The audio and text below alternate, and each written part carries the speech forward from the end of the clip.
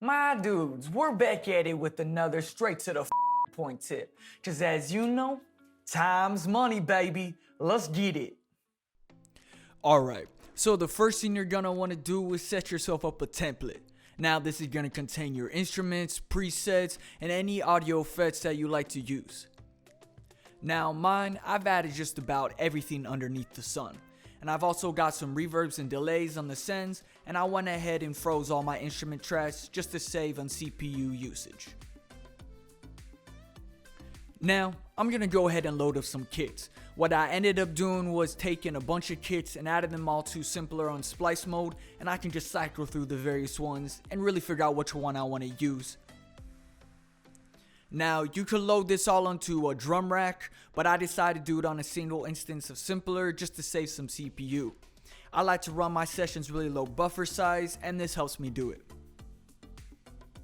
Now, as you can see, my kits load up, they're all already cut. I got my EQ, various compression, saturation, color effects, and utility on it.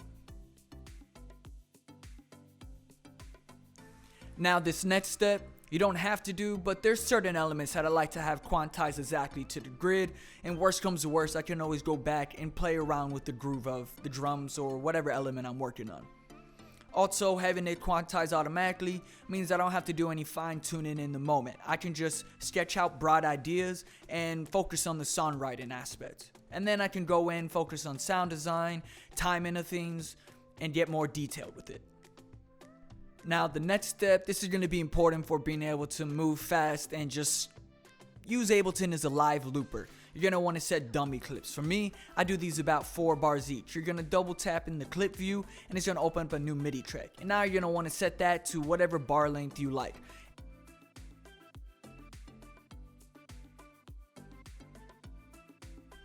Here I'm just setting a count in so that I have a little space to get prepared to start recording my tracks. And the last step is just to press this little button at the top, and that's going to enable you to overwrite any MIDI clips you already have loaded. In this case, it'd be the dummy clips. Note that this only is going to work for MIDI. Alright, so let's go ahead and hop into the nit and grit of it. Now this next section is going to be a little dry, but I just want to show you guys what this workflow looks like in practice.